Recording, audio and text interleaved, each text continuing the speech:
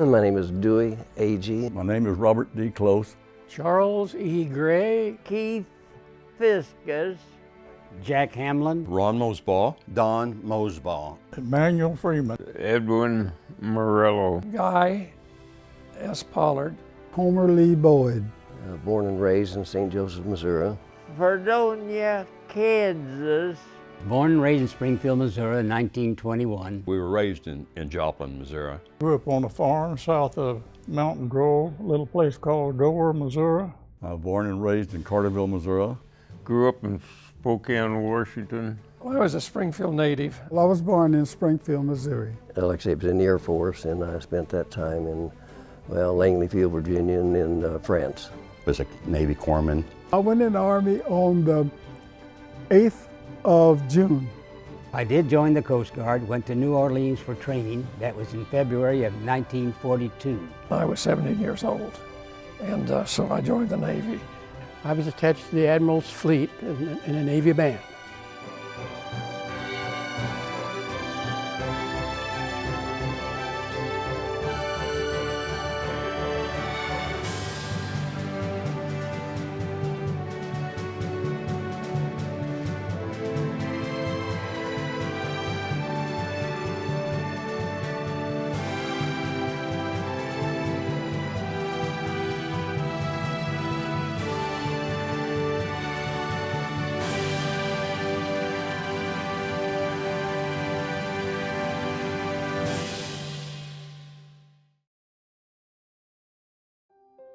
And in 2005, in Springfield, Ohio, it just was commemorated, and there was about, 4 or 5 private pilots at this very small private airstrip in Springfield, Ohio, and they were talking, some old guys, they happened to be World War II veterans, talking about the memorial.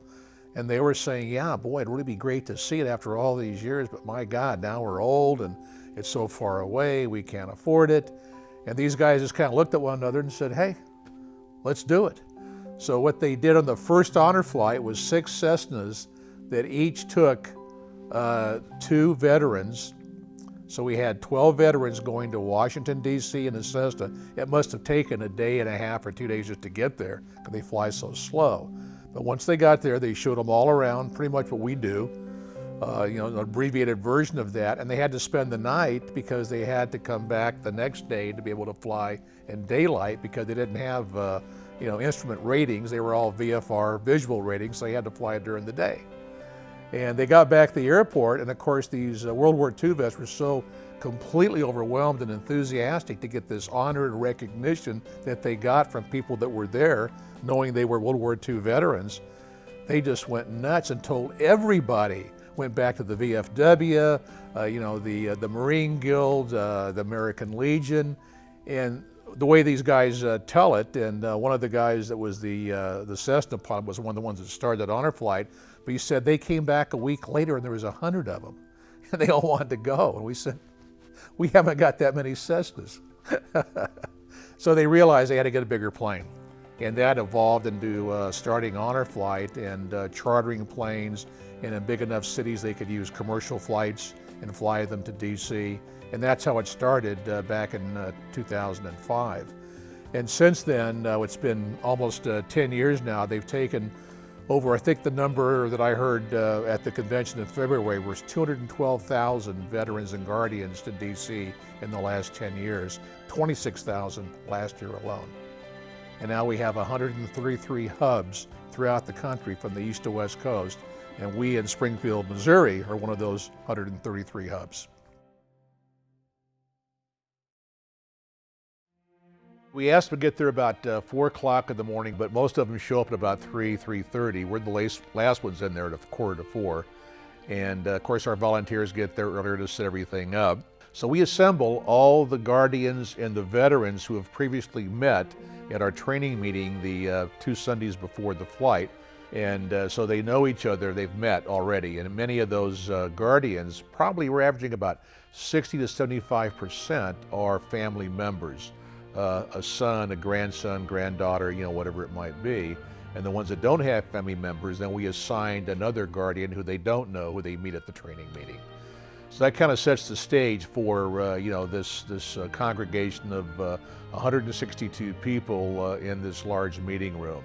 Now on the outside of that, all the volunteers have set up a gauntlet of tables to process them through the TSA requirements, which are pretty easy compared to how it usually is.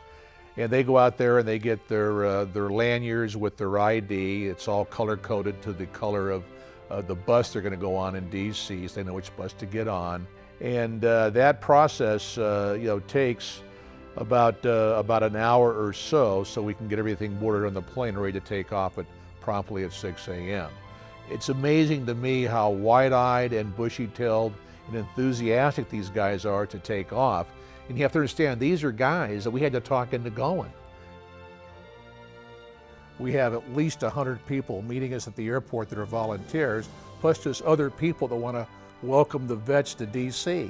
It's like walking through this maze of people at the gate as they come out. I mean, what is this all about? And they're yelling and screaming and they're hugging them and kissing them and thank you for your service.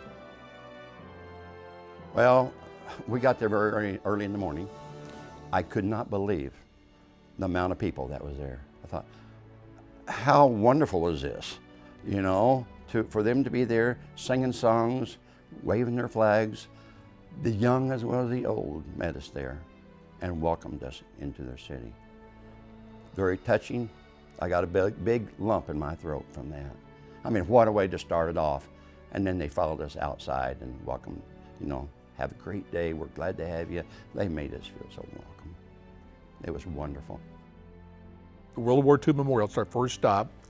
And we get there and as we experienced, we have a bagpiper that we hire.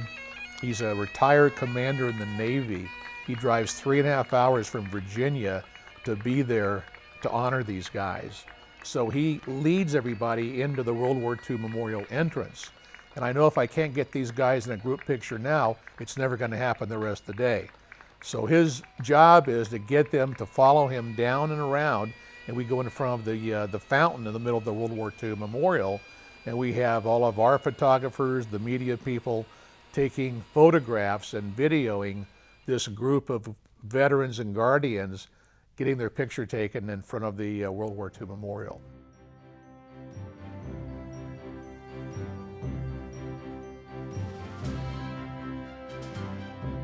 Memorial for World War II veterans was tremendous.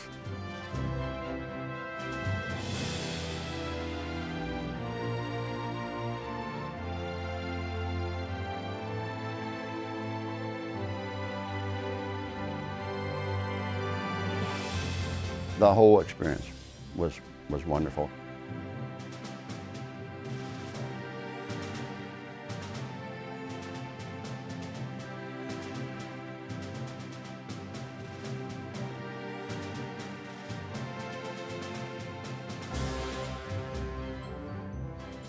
Well, in about April the 1st, we got notice that we were going to be sent someplace. We didn't know where, but we had to go down to Staten Island, New York. And in Staten Island, New York, we got orders that our little Coast Guard cutters would be lifted up and put on Liberty ships to transport us to England. And we would be sent to Poole, England to prepare for the invasion of Normandy. At this time, we still didn't know what kind of work we'd be doing, but after we got to Poole, England, our headquarters, they took us aside and briefed us all that we'd be doing rescue work. In other words, just nothing but a lifeguard. We were called the Rescue Flotilla Number 1. We were 60 Coast Guard cutters divided up with the 5 beaches going in for the invasion of Normandy. I was one of 15 cutters that was assigned to Omaha Beach. And we were given orders, we'll go in with the landing barges and the LSTs. Now you stay completely out of their way because they're taking the troops to the beach. But if you see any of them getting any trouble, any of them hit by gunfire, anything but drowning, you'd go in immediately, pick them up. Now when we go in to save the boys in the water, we had to deliver them to the hospital ships, which were 10 miles offshore. Now of course the reason they did that, the hospital ships stayed out 10 miles away from the guns, the big guns of the German battery. Well, on D-Day, It didn't take long before there was casualties. The little landing boards were being hit, and our duty was to go into the water, get those boys, pull them to our cutters, then take them out the hospital ships. It's hard to remember, and you don't remember exactly how many we saved, but that day on D-Day, I can say this, that the 60 cutters that went to the beaches, we did save 1,486 men as a total saving, and one nurse. She was a British nurse, and she was blown off an LST. And we didn't do it, but one of the other cutters picked her up and saved her life. During the time that we went in, I don't think we got any closer to the shore than 500 yards. That's as close as our cutter really got. There was too many to save that far away from shore. Most of them were drowning. Some of them were, they'd lost an arm, maybe a leg. We don't know. They still had the little life jackets on. So my job, and another boy my size, we were small, so they thought it was best for the small boys to go into the water and to save the boys, and then the larger boys would help you pull them out of the water onto the cutter. Well, we had a little line tied around us. We couldn't go very far, no more than probably 30, 40 yards from the cutter, because the current from the North Sea was running down through the channel pretty fast. It traveled probably at 15 to 20 miles an hour, the current. So sometimes you could almost reach for a body and it could float away from you. It was hard to get a hold of them. Then when you got them, they still had, probably half of them had all the gear on them. And then you had to pull them to your cutter, and the boys had a hard time dragging them aboard the cutter. I couldn't actually tell you whether we had 20, 25, 50 boys on the cutter to take the hospital ships, because it was just so hard to get them out of the water. And then you had to go a long ways out, 10 miles to the hospital ships. We actually only had time, really D-Day, to make no more than 3 trips to the hospital ships and back. So I couldn't do a day, and we had 13-man crew on our cutter. Each of the cutter had 13-man crew. To this day, I couldn't tell you, because I've talked to at least 3 of them. The rest of them are all deceased. There's only one living right now, and I don't know where he was in bad shape the last time I talked to him 5 years ago. All the rest of the crew is deceased. It's just been so long that there's a lot of things you try to forget, and you have forgotten. But all I can remember is the greatest thing in the world was saving one of the boys out of the water. And most of them were from the 1st Infantry Division. Now this was at Omaha Beach.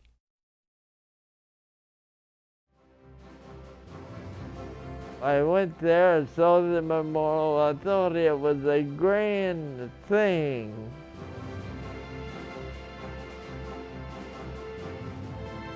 It was a highlight of my life. Every veteran should make this trip if they can.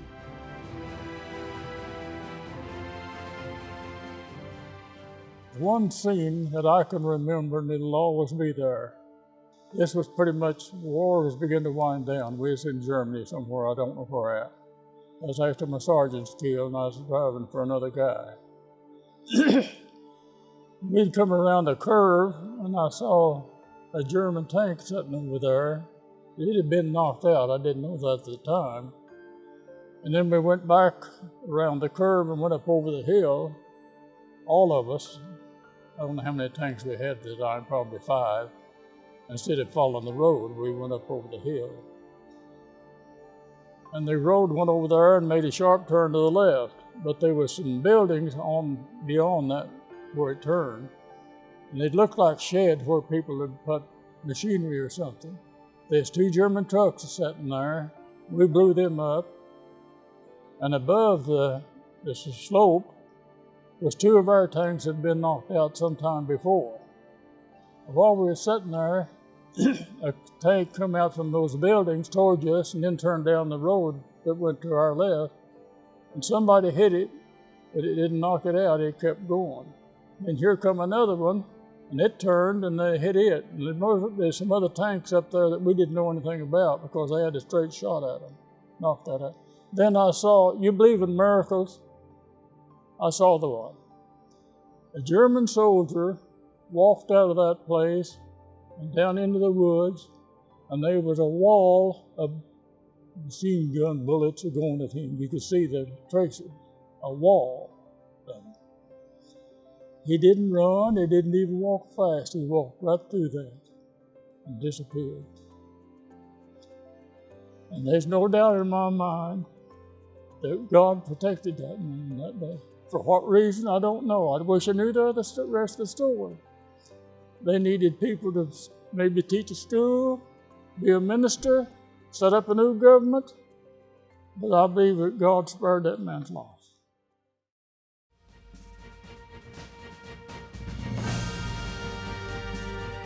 Everything's mammoth. It's just, you got to go to appreciate it. I've seen pictures of it, but never did I dream that I actually want to go see it.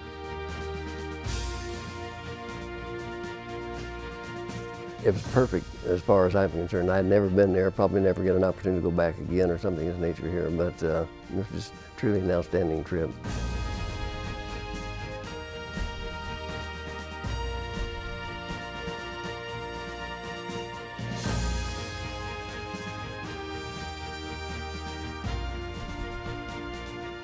I was assigned to the 94th Infantry Division, but they said that the general wants to see somebody with a little bit of training in the intelligence area, and I said, okay. And the next day he come and said, he hit me on the shoulder. He said, "What's your name?" And so I told him. He said, "I'm George Patton. You're supposed to be working for me." And so that's how I got introduced to George Patton. They always said, if you take a bunker, don't get inside, because they'll probably counterattack and you'd have no way of defending yourself.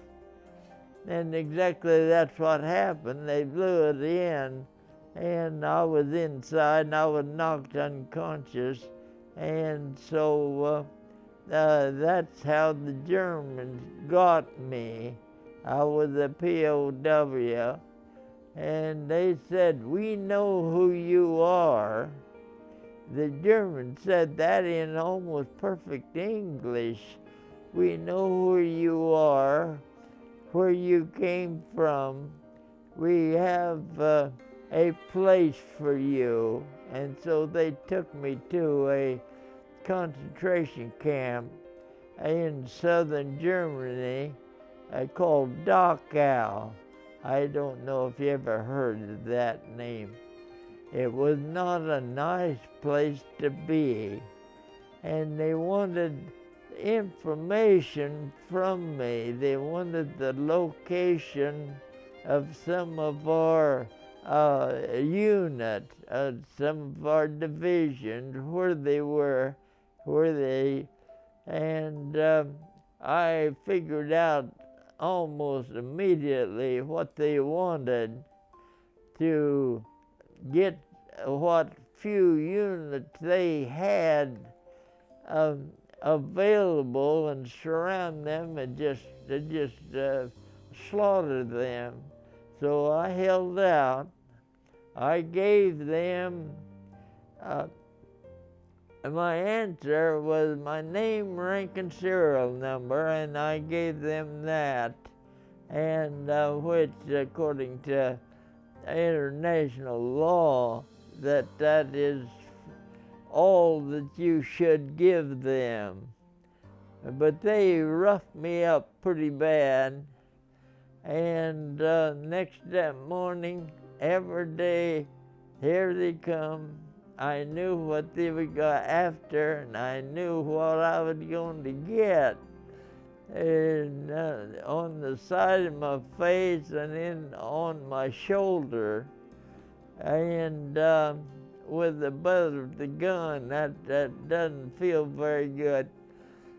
But they said, "Are you willing to talk now?" And I said, "No." But we had very little food to eat. Most of it, when they would peel the potatoes, they'd throw them out on the ground. And I was awfully hungry, so I would eat some of those potato peelings. And a little later, the spring grass started to grow, and I would eat that because I know on the farm that first grass coming up had a lot of nutrition in it. And that went on until April 29th. That was when this camp was liberated. And at that time, I was getting awful weak. I didn't know how much longer I'd be able to even stand or sit or anything. But the first thing I wanted was something to eat. Then they said, "Just a minute, let's weigh you up." And so I got on the scale and it weighed 93 pounds. How much did you weigh when you? Oh, about 180 or a little more. We get back on the bus, we have a gourmet box lunch waiting for us, so we have lunch on the bus and get to talk about the memorial, and the guys get to talk to other guys and find out who was in the South Pacific, who was in Europe, who was in Korea, and they start getting together and they start bonding. That's when it starts happening. And you start hearing all the stories that ever told in the last 60 or 70 years to anybody, including their family. But they talk about it all the time on this trip. I heard stories on that flight from veterans that they said they never talk about it. But there's something about veterans getting with other veterans that will open up and tell the stories. And someone will mention something, "Oh yeah, I did that too," or something like that. It jogs their memory. So from there we go down about 3/4 of a mile to pick up the Korea Memorial, the Vietnam Wall, and the Lincoln Memorial. We have to give them probably plenty of time there. It's our longest stop, I think, because it takes more time to see those three memorials.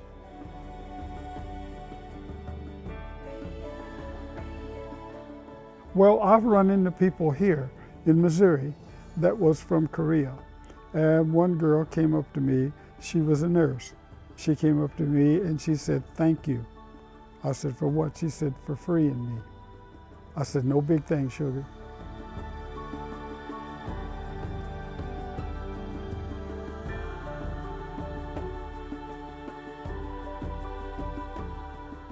I had a wonderful trip. I really did. The things that we did there and see, I'll never forget.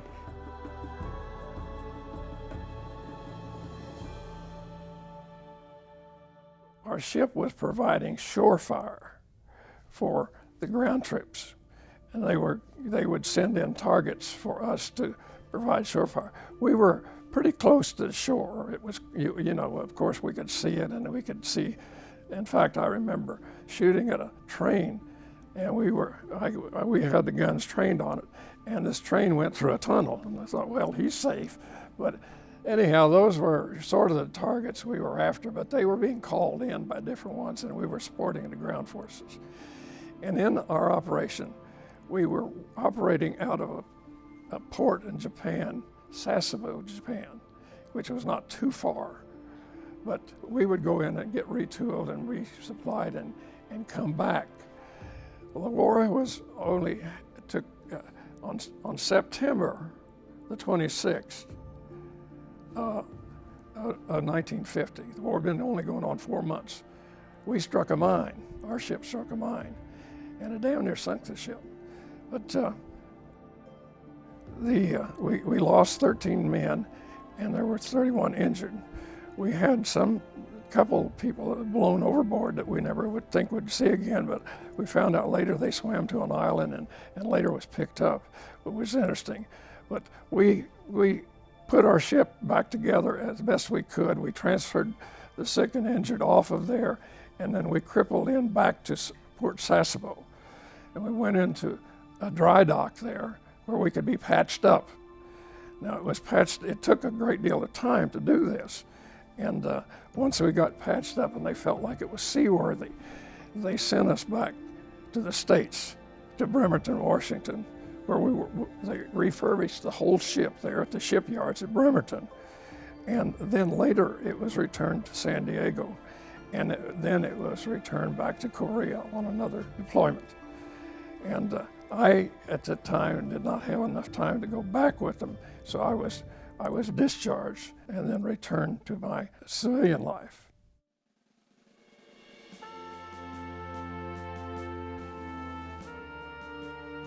The Korean Memorial, which since I was in during that time, had probably more meaning at that standpoint.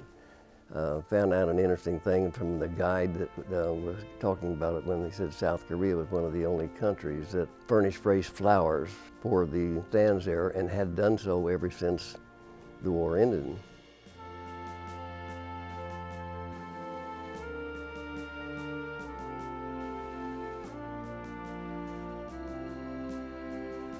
I'm the youngest of a family of 12. So needless to say, I'm spoiled. You know, and so I said, okay, and I had 4 brothers before me during World War II that went in service. And I said, well, and they came back. I said, all of us can't come back. Someone's gonna have to stay. And I said, it's gonna be me. I said, I'm gonna be the one. Well, when I got ready to go overseas, I left Seattle, Washington on Friday the 13th. So we got on the boat, and Puget Sound was out there, you know, in the bay. And I stood out there, this is honest truth, I stood out there on that boat and watched that lighthouse till I couldn't see it anymore. Because I said, this is the last time I'll ever see this. I just knew that I wasn't coming back. And so, because all of us couldn't come back, all the rest of my brothers just came back. I was shooting 40 millimeters here. And when I got overseas, I got to shoot 90 millimeters, M2s. And the shells was 48 pounds a piece. Only weighed 160 pounds when I went in service. And I was a railman on one of those big guns. In other words, I had to pick up the shell and lift it up to the guy, to the loader. And 160 pounds, and you had to do 28 rounds a minute. Well, you'll do it. Yeah, you did 28 rounds a minute. When I come out of the Army, I weighed 185 pounds when I got out. And they said, did you lift weights? I told them no. They said, well, how'd you get the bill you are? I said, hard work. I made corporal, and I was pulling corporal of the guard. And just before I got out, I was down, and one of the guys I met a guy from Oklahoma. So he said some few words that I didn't appreciate. So we went at it. So a guy told me, he said, I'm going to put the guy in jail. I said, oh no, don't do that. I said, I've got 2 weeks to go, and I'm going back to the world. I said, no. So this sergeant told me, he said, how would you like to re-up? I said, and go where? He said, go to Formosa as an instructor. I said, no. I said, that's over by Vietnam, isn't it? He said, yeah. I said, oh no, I don't want no part of that. He said, well, we can fix it. He said, well, there's no jobs out there. I said, I've already got a job. He said, what kind of job are you going to do? I said, television. He said, oh yeah, I know. You one of them dreamers. You're going to get out here and go do television. Well, little did he know, I came back to Springfield on a Thursday night and went to work on the Ozark Jubilee on Saturday night. So, and then I run into some of those guys later on, when I was traveling around the country, you know, and I run into him. He said, "You said you was going to do television." I said, "Yeah, I'm doing television." I run into him in Topeka, Kansas.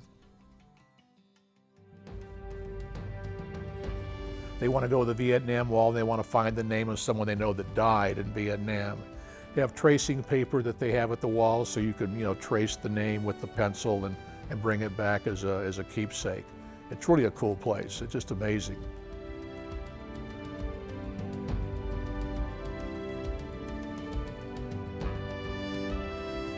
Well, there's about 31 people that I know on that Black Wall in Washington, D.C. It was a very moving time to visit that place.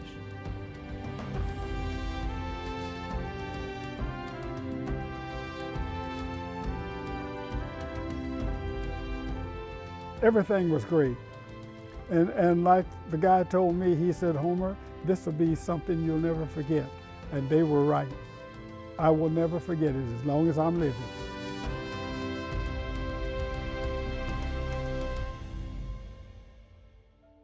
5 weeks after I graduated, I was sent to Okinawa for a few days and then on to Vietnam. I was attached to 2nd Battalion, 1st Marines Hotel Company. Company Marines is supposed to have 6 corpsmen. The most we ever had were 3 at one time because they went through so many corpsmen. Corpsmen had a bounty on our heads, and they try to, well, they try to put us out of commission. They figured if they can put a medic or corpsman out of doing his job, that it would make it harder for the Americans to fight. So consequently, we had a lot of corpsmen hit. I know before each patrol, they would, the squad leader or the commander would tell us where we were going, what to expect, and I'd often find myself looking around at the different faces and thinking, well, I wonder who's not going to be coming home today. Because I treated over 200 Marines when I was in country. I was on a 13-month tour. Well, it was a shrapnel wound that I got. Actually, with 3 Purple Hearts, you leave country, you go back home. I received 2 Purple Hearts. And actually, I got hit a 3rd time. But Don, my twin brother, was in Okinawa, and I said, well, if I go home, he's going right over there because they need corpsmen. And I only had 4 months left in country from a 13-month tour, so I turned it down. I didn't take the Purple Heart. And I hold that over him because he owes me. Well, the next stop after the Vietnam Wall, the Korean Memorial, and the Lincoln Memorial is going to be Iwo Jima, and that's right across the Potomac on the Memorial Bridge. And since we have about 30 or 40 Marines typically on a flight, we have to take them. And ask me how they got the Marine Memorial built under 8 years from the time the war ended in 1945. The reason why is because the Marines paid for it themselves.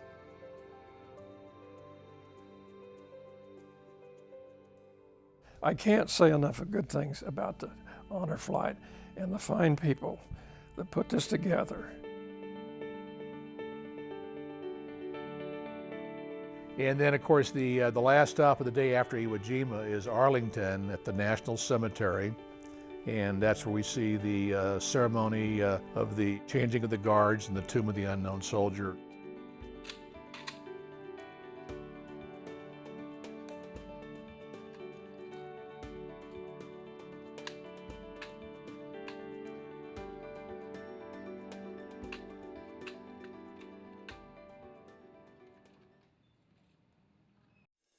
Every American, in my opinion, should go to D.C.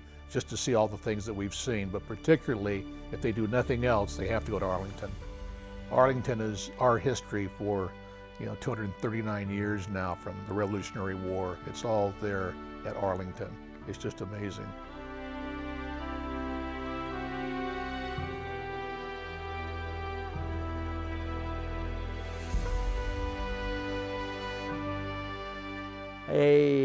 Another farm boy called Audie Murphy was he didn't like the idea of the Germans either, and he showed what he was made of.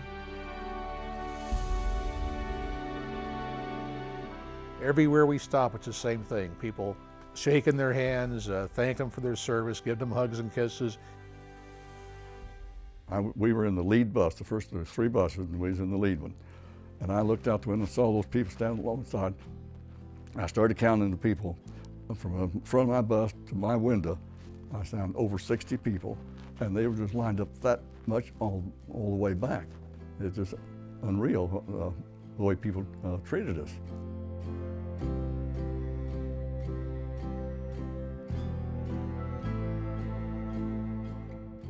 I think the honor flights and the memorial are 2 of the greatest things that had been done, but it had to be done by private people. The honor flights anyway. And they're doing a wonderful job of it, I think.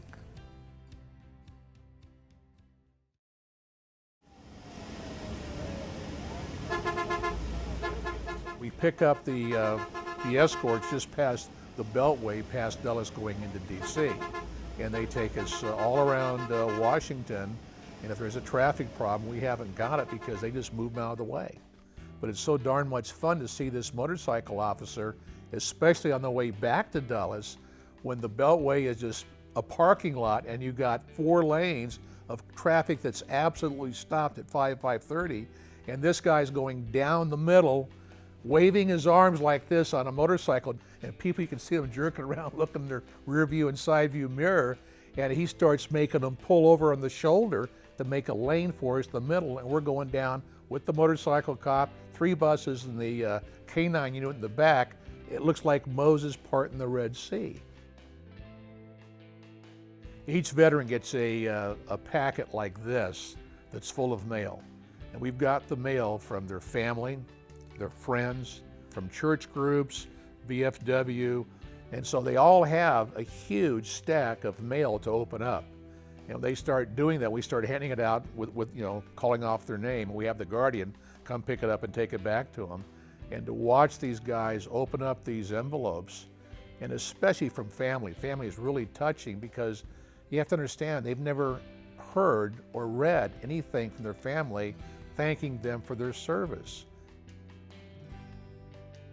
I knew they had the mail call from previous talks with other people, but I didn't realize what extent it did from your own family and so forth. Plus the students, I had letters from the 2nd grade on up to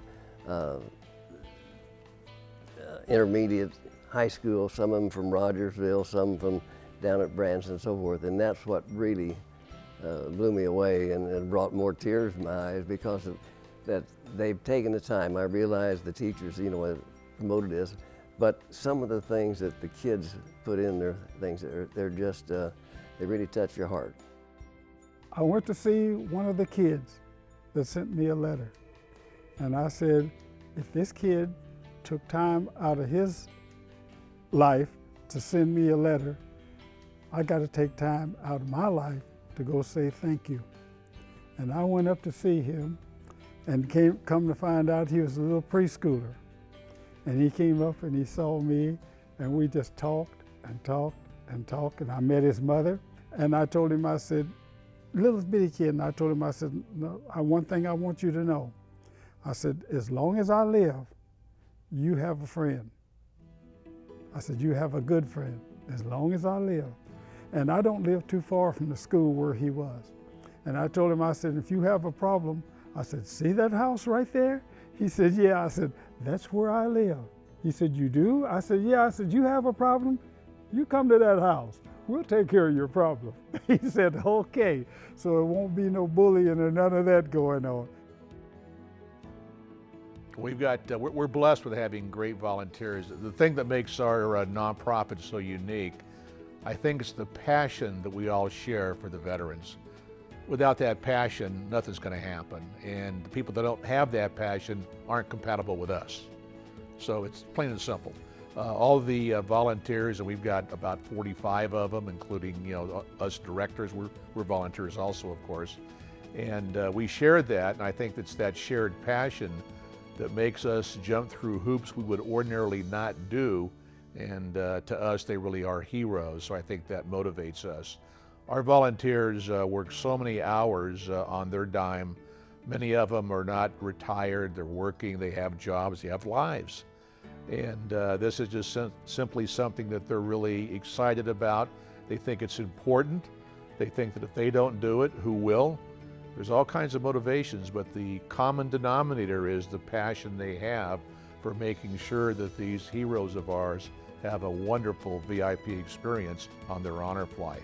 And that makes all the logistics, all the things we have to do to make this thing happen as seamlessly as possible worthwhile.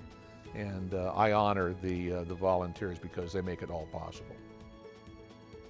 I've been commander for Military Order of the Purple Heart for several years. I've been associated with the Military Order of the Purple Heart. We've had several World War II veterans. Today, we only have 2 left. When I heard about Honor Flight, I thought, we've got 2 World War II veterans who are great heroes, and they need to go on this. And I talked to both of them, and they were all for it, which I was thrilled to death about. I wanted to do something good for them. I had put some pictures on Facebook and talked about the experience, how wonderful it was. And you can't explain it until you're there and you see it and you feel the pain that they went through and the agony, and then the wow factor, that they're there again with somebody walking around, talking about it. And I said, you just can't explain it until you're there. The emotions, the fun, just everything about it was really, really cool. And I don't really come from a family that was Vietnam or Korea or World War II vets. So me not knowing a lot, he really walked me through a lot, which was cool. If Guardians don't sign up, the vets can't go. So it's really important for a Guardian, and they wanted females. I would suggest if you were a female and you wanted to try this, it would be a great trip for you. You'll never forget it. My family is extremely supportive. My mother is large in the Daughters of the American Revolution organization, so she was extremely proud that I was able to do this. And I think it's, for me, once again, personally, not being able to take or be with my grandfather on such a trip, I think that was the discussion I had with some friends, is if you've got a relative that was served in one of the wars and you were able to make that trip with them, it is, there's no words truly to explain the experience until you've actually been there. I can't imagine actually being with a family member. Doyle, during that day, we bonded extremely closely, but obviously being with a family member and seeing those that were with family members was quite emotional for everyone, myself included. But I think it was truly an honor for me to be around that group of individuals that had sacrificed so much for us and have provided so much for us, and to see how humble and how grateful they were for the opportunity to go along this on this trip as well. For me was as I said, I continue to say, was very emotional for me as well.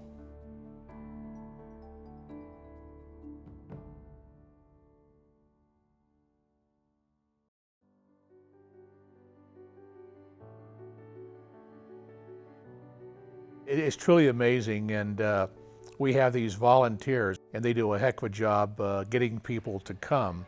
We're so blessed to have the media that puts the public service announcements on the air to let them know, that we have a welcome home on the date. It's going to be at the airport at 9:30, and you can come see your veteran or a veteran that you don't know, just to welcome the veterans home. So we get family there, we get friends there, and we get strangers there.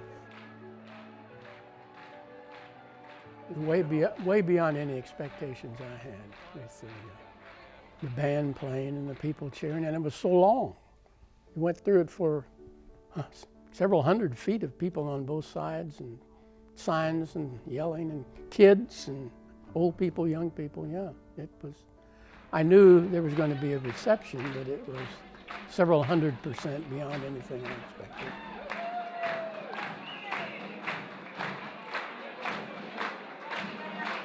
And I was so happy that I would go back again, I do believe. If they asked me to sponsor somebody and go, I'd go again.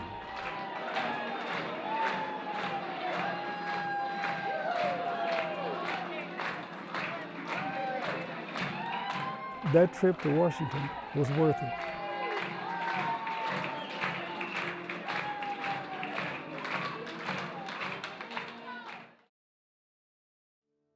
Well, our mission is urgent, and the reason it is because these heroes of ours, these older veterans, and I'm talking about the World War II veterans and the Korean veterans in particular, the VA and those that know say there's 1 million World War II veterans alive today. That's hard to believe since their average age is close to 90 and higher. They also say that the Korean veterans, there's 2.4 million of them that are left, and that's only been 5 years less than the World War II guys. So they're not that far apart in age, about 5-6 years, and some of them served in both wars. But the reason the mission is so urgent, because of those soldiers, those World War II and Korean veterans, they're dying, they're passing away, they're gone to the tune of 1,100 every single day across this country.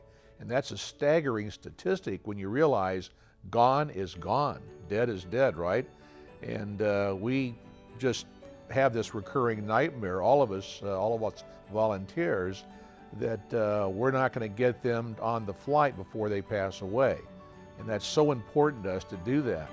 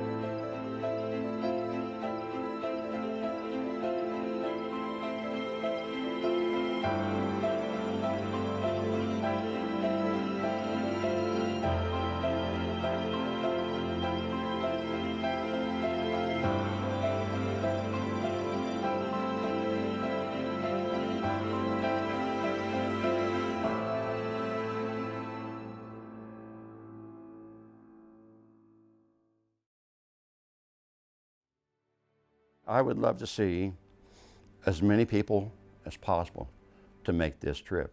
They won't regret it, and it will be a highlight of their life.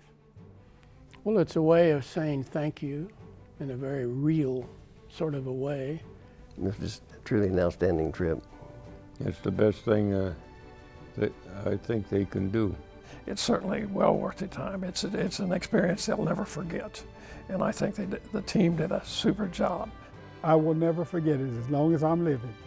I was very, very impressed. I thought they did an outstanding job.